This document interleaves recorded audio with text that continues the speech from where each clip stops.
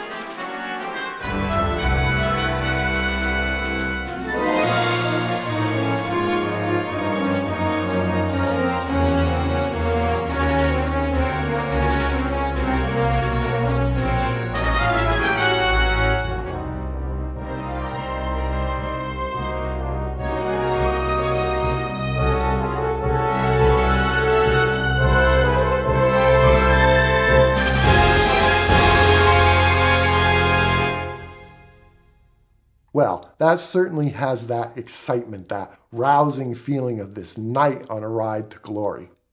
Before I started orchestrating, there are a few housekeeping tasks I needed to do. And one was right here in these 2-3-4 measures. You might remember that in the sketch, this was a measure of 5/8 and a measure of 7/8. Now both of these have only 12/8 notes in them, and this music would fit into either, but it was much easier to feel it as two measures of 3/4. And the way I determine that is how I might have to sight read this or how I might have to conduct this. So if I were to conduct this, it would be ta-da-ka-ta-ta, ta-da-ka-ta-ta-ta-ta, ta-da-ka-ta. And that's much easier to feel than the way it was previously as 7/8 and 5/8. Okay, let's look at this phrase and how I used it in the intro and how I orchestrated that. Last time, we moved the piano sketch into the brass since this is a piece that features the brass, so I've kept most of that initial sketch throughout the piece. Let's listen to just the brass here.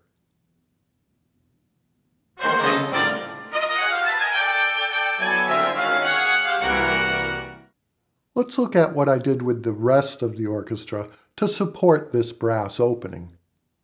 In the trombones and tuba, I've chosen 3 moments in this opening to accentuate, and I've followed suit in both the percussion and the strings. Let's listen to those accented moments in just those instruments.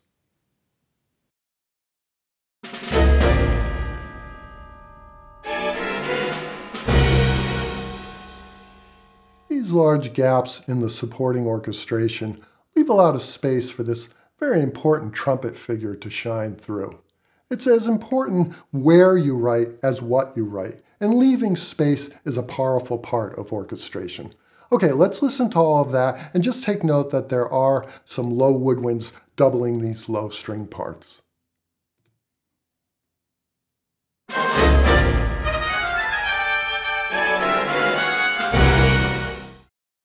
Next, looking at this harp gliss, you can see that I have these small cue notes showing how to set each pedal, and a pedal diagram at the beginning of the score showing the same thing.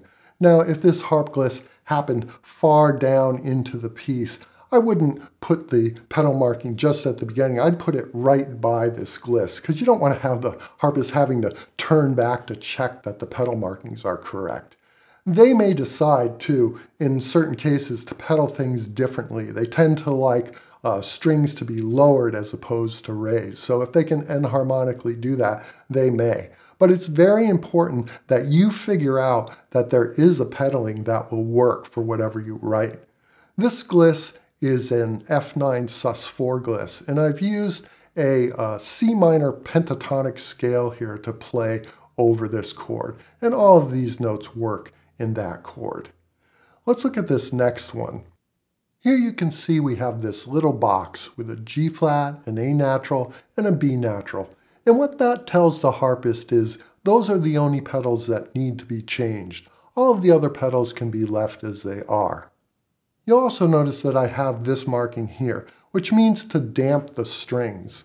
And sometimes it's very important to stop those strings from ringing, because here we're playing an F7 flat 9 sharp 11 gliss up to that high F. And though that F is going to work with our new chord on the downbeat, which is a B flat minor chord, all of the other notes are just going to really muddy up that chord. So it's important sometimes to damp the strings and keep them from ringing into the new harmony. One more thing I want to say about harp parts is, don't call a player into a session and have them just spend the whole day sweeping glisses up and down. They're not going to be engaged in the music. You've got to give them something more interesting to do. And yes, in this piece they just have 3 harp glisses, but it's part of a larger work where they have many more interesting things to play. Okay, let's listen to these harp glisses in context with the other instruments. And they are meant to represent, along with our woodwind runs and string runs, our knight leaping over their opponents. So let's take a listen to that.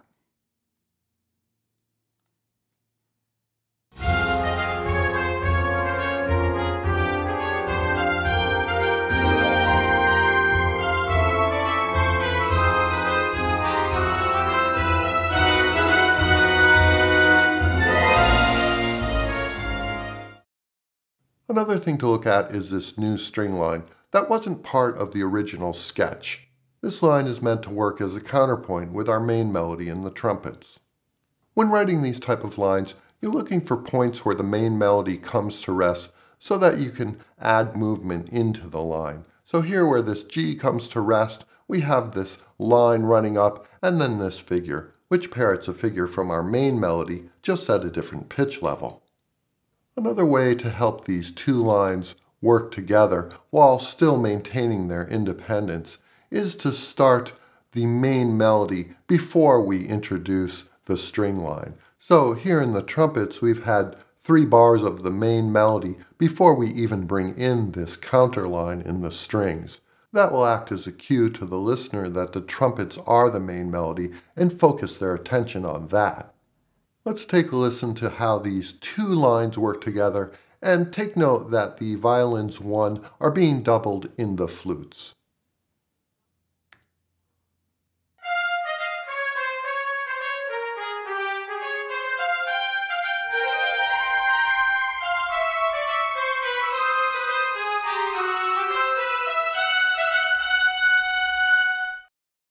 You can hear how well those 2 lines work together. Not only are they both following the harmonic progression, but they're also considering each other's movement. And then when they finally come together in a concerted rhythm at the end, it really just helps to cement their relationship. Okay, let's look at another version of using a counter line against a brass melody.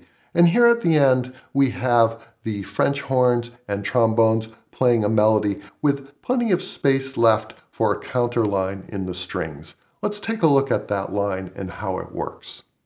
We'll start by listening to the original brass phrase played in the French horns and trombones.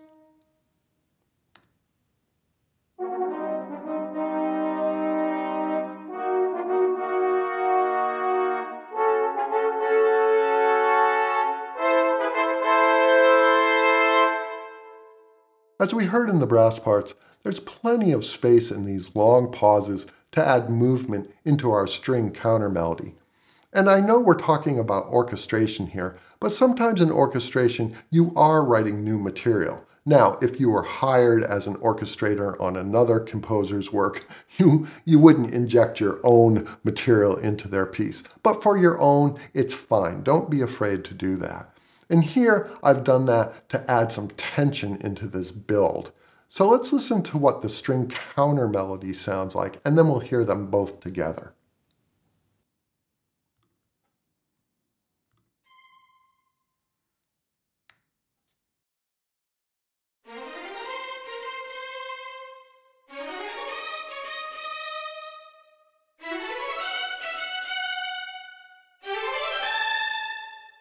and now the two lines together.